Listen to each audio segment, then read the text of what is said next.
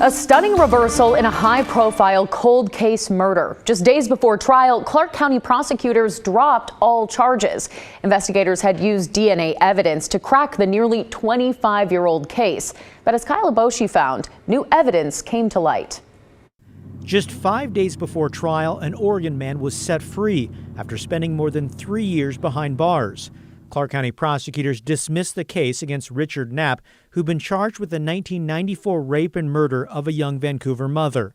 He's overwhelmed. Knapp's defense lawyers explain new evidence cast doubt on the case. Richard Knapp lost over 3 years of his life based on a crime that they couldn't prove and that we're convinced he didn't commit. On July 17, 1995, police found the body of Audrey Frazier in her Vancouver apartment. The then 26-year-old had been strangled to death in bed. Detectives never made any arrests in the case. Years later, Vancouver detectives revisited the cold case by submitting genetic data from DNA found at the crime scene into a public database, like those used for researching family history. The process pointed detectives to Knapp, who lived in the area around the time of Frazier's murder.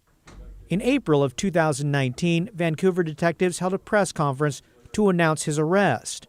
But Knapp's defense lawyers say police relied too heavily on DNA and missed key evidence in the case. DNA technology is immensely powerful, but it's not a silver bullet. And if it is not used in the proper way in conjunction with competent police work, you're going to end up with more situations like this. Knapp's defense claims another suspect in the case changed his story during a recent deposition, admitting to having sex with Frazier the night she died. Additionally, the defense claims the neighbor's semen was found on the victim's bedspread, and they located a critical eyewitness who'd previously not been interviewed by police.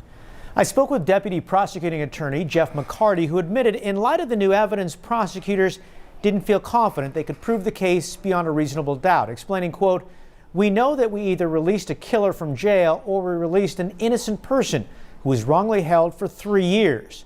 We know that one of those things happened, and that is not an easy decision to make." While awaiting trial, Knapp lost his job, his home, and his wife. She died in June of 2021 while he was in jail. Kyle Boshi, KGW News.